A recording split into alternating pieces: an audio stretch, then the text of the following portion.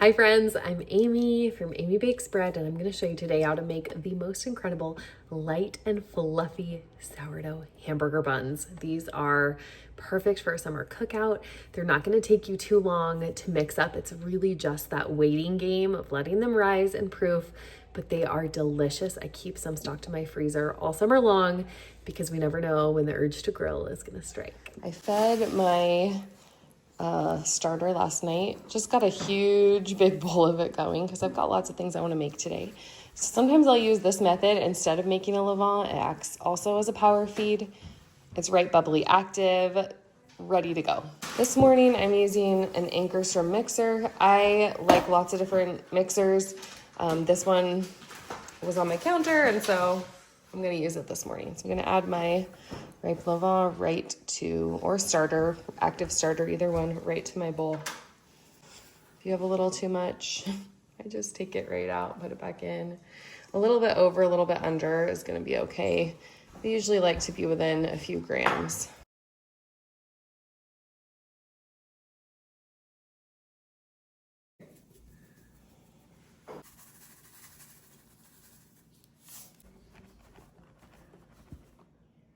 Okay, I'm sticking my bowl with all the ingredients except for the butter onto the mixer, attaching the roller in the scraper. I like to twist this knob and just to kind of set it, and then we're going to turn it on. Sometimes you have to just move the scraper a little bit, encourage it to kind of all come together, but you can see how that is coming together into a ball kind of shape. If I feel the dough, it's not yet cohesive because it's just been being mixed. We're gonna let that mix in here for a little. After about 1 to 2 minutes of this, maybe 3 or 4, I'm gonna add some softened butter. It's been kneading for probably like 2 minutes. It does feel more cohesive, and I'm gonna actually start adding the butter now.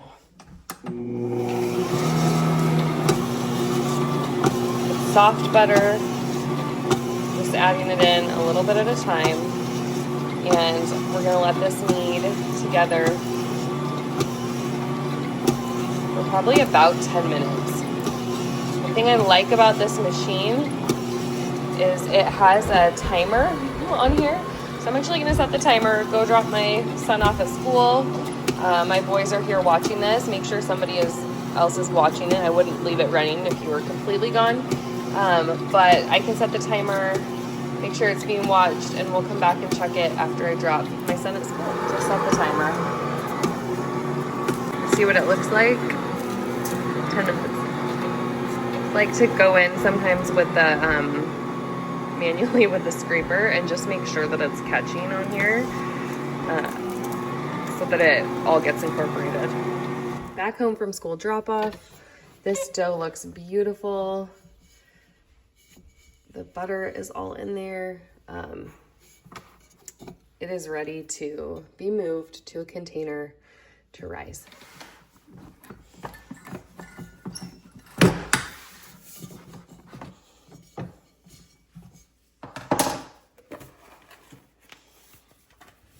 I love these containers because they're gonna show me how much this rises, and it's just the perfect size for this amount of dough, like around 500 grams of flour. Great size. I'm gonna stick this in my bread proofer because this dough is a little cold. It's a little chillier out today.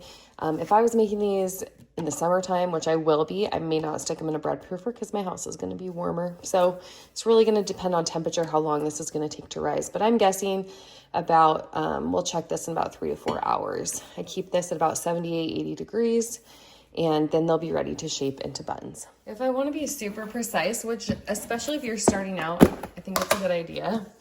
I like to take the temperature of my dough, so then I just know about where I'm going with this. So it's 70 right now. I want this dough to be about 78. And so I'm gonna turn my bread proofer on. I'm probably gonna keep it at about 80 just because I want the dough to warm up. I'm gonna go ahead and stick it into my proofer. If you don't have a proofer, let me show you, whoops. Here, If you don't have a proofer, then you can use, like, put it on a warm appliance, or your oven with the light on can help warm it up. Just don't turn your oven on. And, you know, or you just give it more time to rise, and that's fine too. It has been about 6 hours. Look at this dough. It's not quite doubled in size, but it's getting there. And I'm gonna go ahead and shape it right now. So this is what I want to see. Almost maybe a 50% rise on the dough. Looks great. We're gonna go ahead and shape it into our burger buns. Okay, I've got my beautiful dough right here. I have a parchment lined baking sheet that we'll put to the side. Now I'm gonna shape these into 8 buns. I am using a bench scraper that my kids got a long time ago. I have other bench scrapers that I love, but sometimes you just get what's close to you and use that. If I want to be really precise, and a lot of times I do, sometimes I don't, I weigh the dough out and I do it in grams. So this one is, it's almost 1,100 grams. So I divide that by 8 and you get, what do you get? Alexa, what's 1,100 divided by 8? 1,100 divided by 8 is 137.5. 135 grams about per ball. So then you just weigh them on here. I want about 135 grams. And this just makes the buns cook really evenly. So they'll all be finished baking at the same time. You don't get any that are overdone or underdone. They're all right about the same weight. Now you could also make, sometimes I make smaller ones on purpose. If I've got like little ones that are gonna be eating burgers or something, then I will purposefully make the smaller ones on purpose for them. All right, I've got all my equally sized dough balls here, 8 of them, and I'm gonna go ahead and shape them. So how I shape these is kind of the same way that I'd shape a roll. I kind of like to push them under or get them into a ball in my hand, and then I take that and I just drag it, put my hand in kind of a cupping C shape, and just drag it so that it seals the bottom of the dough ball and you get a beautiful circle. And then I'm gonna stick this on my baking sheet. I'm gonna do 1, 2, 3, 4, 5, 6, and then 2 in the middle.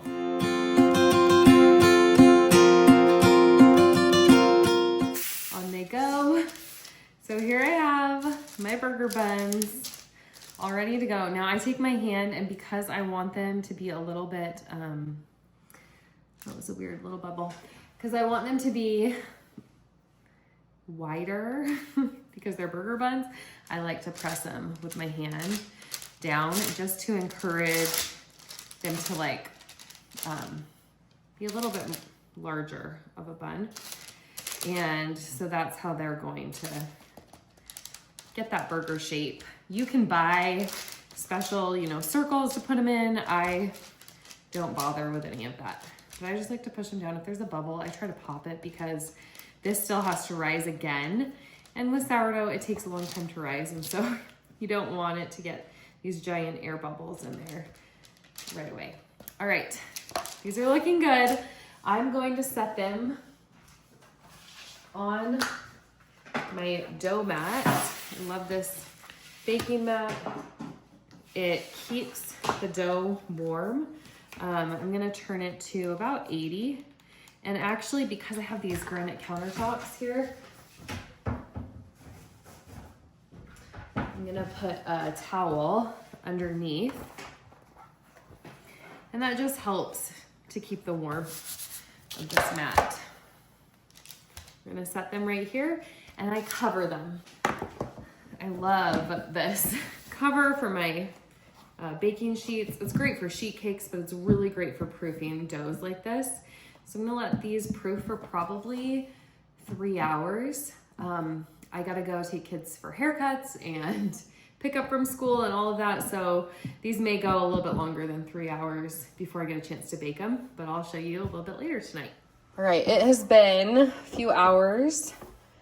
Look how much these buns have risen. They look perfect. I just whisked up a simple egg wash with a little bit of water. I'm gonna brush them right on top of these buns. And then I'll sprinkle on a little bit of sesame seeds. Now these bake in a preheated 400-degree oven. If you want to add some steam to the oven through ice cubes, I have that in the recipe, or you can bake them without this extra steam. Either way, these are so soft and fluffy. I think you're gonna love them.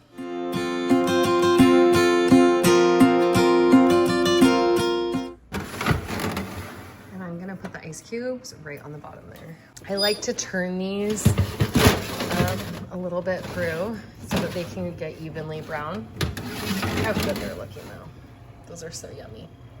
I also like to come in here and just check the internal temperature of one of the buns. Okay, these are done because it should register like 190. These are 210, so they are for sure done. And here they are. Finished burger buns. Don't they look so good?